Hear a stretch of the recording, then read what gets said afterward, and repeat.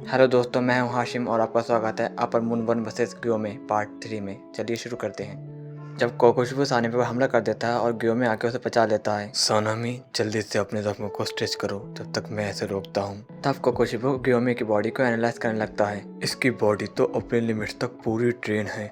मैं 3 सालों में पहली बार ऐसे इंसान से मिला हूँ उसके पास इतनी स्ट्रेंथ है। तब ग्योमे अपने हथियार को घुमाना स्टार्ट कर देता है और कोकोशिबो पर हमला कर देता है, जिससे कोकोशिबो बच जाता है। और जैसे ही अपनी मून ब्रीथिंग का इस्तेमाल कर रहा होता है, वैसे ही ग्योमे उस पर अपनी एक्स से हमला कर देता है, जिससे कोकोशिबो को अपनी मून ब्रीथिंग इस्तेमाल करने का टाइम ही नहीं मिलता और वो उस एक्स से बचने के लिए नीचे झुक जाता है और फिर अपनी मून ब्रीथिंग का इस्तेमाल करने लगता है। लेकिन ग्योमे स्टोन ब्रीथिंग की सेकंड फॉर्म को यूज करके कोकोशिबो पर फिर से हमला कर देता है, जिससे कि कोकोशिबो बच जाता है। लेकिन ग्योमे ने अपनी चैन की मदद से कोकोशिबो को कैद करने का प्लान बनाया होता है। तो कोकोशिबो अपनी तलवार से चैन को काटने लगता है, लेकिन उसे एहसास हो जाता है कि वो उस चैन को नहीं काट पाएगा और वो नीचे की ओर झुक जाता है। ये चेन एक्स और आयरन बॉल प्योर आयरन से बनी है, जिसका मतलब ये वेपन बहुत खतरनाक है।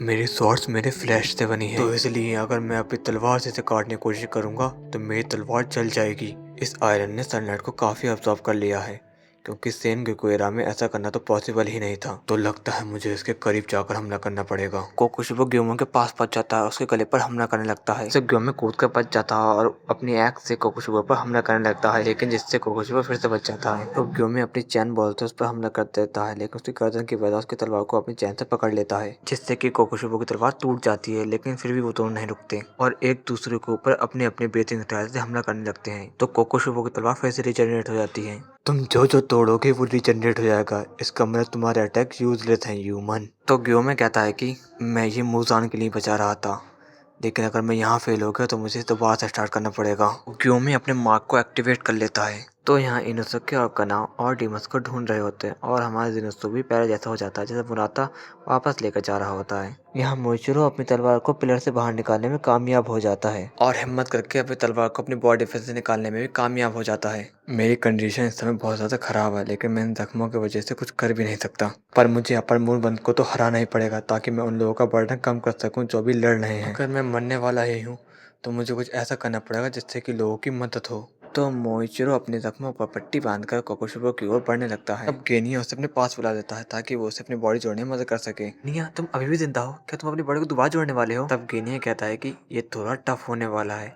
मुझे अपने आप को जोड़ने के लिए वापर मून के बाल चाहिए जो वहाँ पड़े हुए हैं, ताकि मैं उन्हें खाकर अपने आप को जोड़ सकूं। मैं अपने भाई की मदद करना चाहता हूँ और आखिर तक लड़ना चाहता हूँ। मोइचिरो भी गेनिया की मदद करने के लिए तैयार हो जाता है और यहाँ कोकोशिबो ग्योमो के ऊपर मार्क को देखकर हैरान हो जाता है। तो तुम्हारे ऊपर भी मार्क आ गया है, ये कितनी अनलकी बात है। तुम्हें देखकर लग रहा है कि तुम्हारी एज 27 के नज़दीक होगी। तो ग्योमे कहता है कि इसका अनलकी होने से क्या रिलेशन है। तो कोकोशिबो कहता है कि आज तक जिसके ऊपर भी मार्क आया है वो 25 का होने से पहले मर गया है। तो चाहे मार्क आने की वजह से तुम्हारी पावर बढ़ गई हो, लेकिन तुम ज़्यादा देर जिंदा नहीं रह पाओगे, जिसका मतलब तुम आज रात ही मरने वाले हो। तुमने अपनी बॉडी को इतना ट्रेन किया है, पर ये इस दुनिया से गायब होने वाली है। कितनी बुरी बात है ना? तो ग्योमे कहता है कि ऐसा कुछ नहीं है, क्योंकि जिन लोगों के ऊपर मार्क आए हैं उन्हें ये कहानी पहले से ही पता है।